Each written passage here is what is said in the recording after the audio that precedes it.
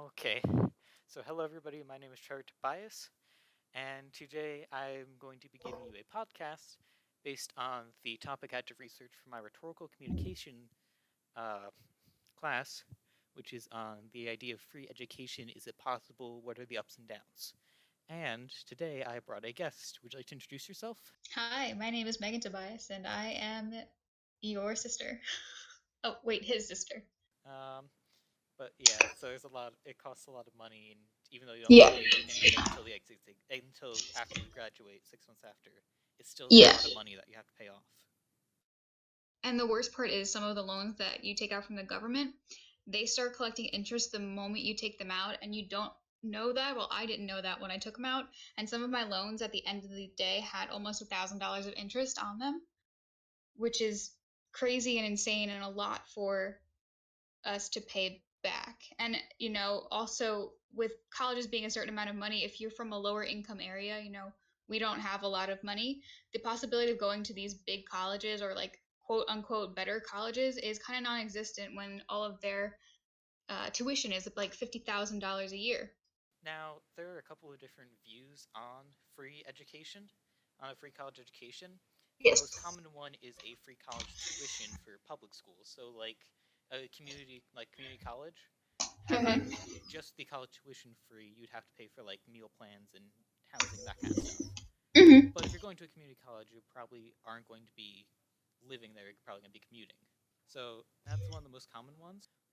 There is also the one that is probably more favorable to like overall, which is a free 2 years so that people can get their associate's degree. Since apparently there is a big lack in the job market, like there's a big opening. So like if we can get pay for 2 years, it will incentivize people to get these degrees and fill in the gap. There is the most outrageous one that personally I would love, but I don't think it's going to happen, which is debt free, which means it covers the cost of tuition, living there, books, everything is covered.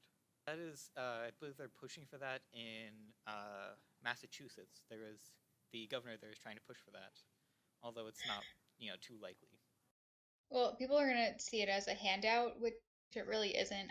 You're 18 years old going into college, and a lot of debt to put on a young person, and especially when you leave college, you have no real job usually. Like I'm struggling to find a job out of college to cover this debt. So making 2 years, even if it was a 2 year like tuition free university to get associates, it just helps so much because that's half the amount of debt that you would typically need in a 4 year institution.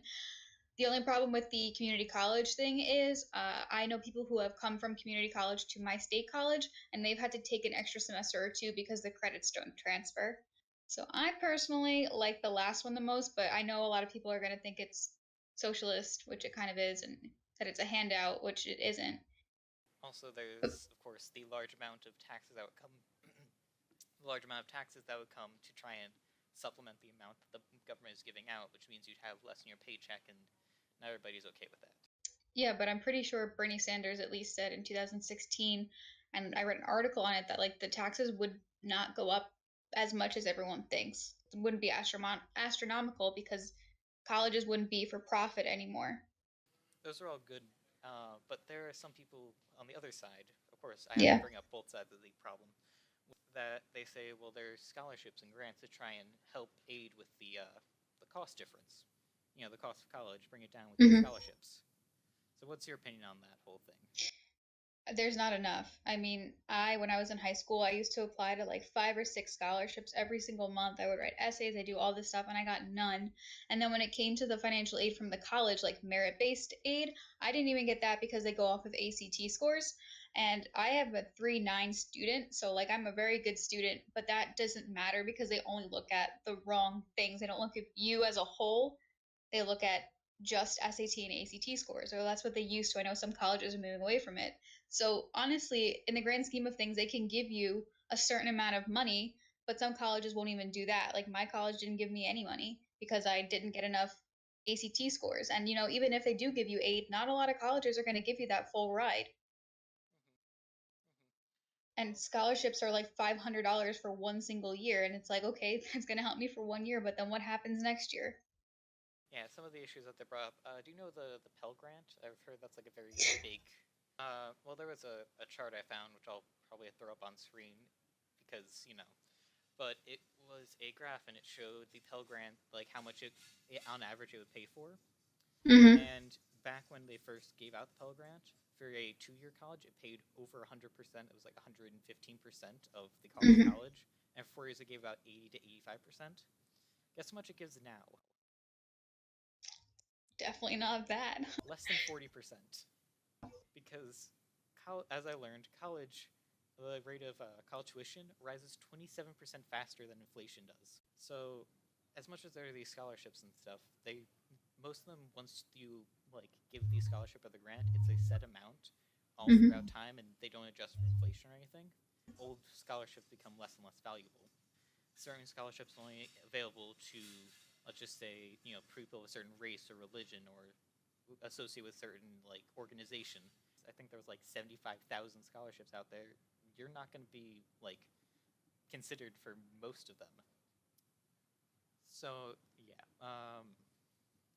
that was one of the main arguments. The other one is, of course, the cost overall of providing this free college. How much it would cost the everyday person, and well, what if they don't have kids? And would we give it to every single person? Would every single student have this free college education, or would it only be the lower class, or what would it?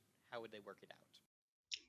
I always thought that it was public institutions like state colleges were going to be free, and private institutions were still going to charge an arm and a leg, but at least you had the option of state schools. Well, some people are saying if they made it more than just the community colleges, that it would only be Mm-hmm. for the lower class, or if it was just for community colleges, making it available for everyone. I mean, it makes sense. If you're in the upper class, you don't usually need financial help when it comes to paying for college. I mean, it's disproportionately turned in not our favor. So, I mean, it would make sense that it would be for the lower class because, I mean, the college I went to is one of the most affordable universities in the United States, and still people struggle to get there. Like, that's sometimes the first generation of people going to college and they scrape by. It makes sense. Well, when I took exit counseling, they told me I'd have 10 years to pay it off if I made a job with $50,000 a year, which is just not possible coming out of college. Also, does that account for the cost of living on top of all that, or is that just if you put all your money into it? I'm not sure because it just told me I was high burden student loan debt. And I said, yeah, I know that. And that I'm charged 5% interest, which is probably why it takes so long. It's not the initial loan, it's how much interest. I have 5%, but my friend who went for occupational therapy has 11% interest. I've seen pictures of people holding up posters and they're like, I've been paying off my loans for 15 years. I'm just starting to get down to the debt. I've just been paying off interest this entire time. They said for mine, if I paid the bare minimum every single month, that I would be paying back an extra $8,000 in interest, which is 1 year of tuition at my university. Yeah, it's kind of ridiculous the amount of interest that can. It's not like the interest isn't particularly high, but it's the sheer amount that college costs that causes it to be such an issue. Actually, student loan interest went up when they slashed the housing interest for like a mortgage. They don't care about students. They just keep putting the interest higher and higher and hoping that we can pay them off, which is why so many people are defaulting on loans. But I think that about wraps up. I think we covered just about everything on the topic. Okay. So thank you very much for being a guest on this little talk show, this one-time talk show. Thank you so much for having me.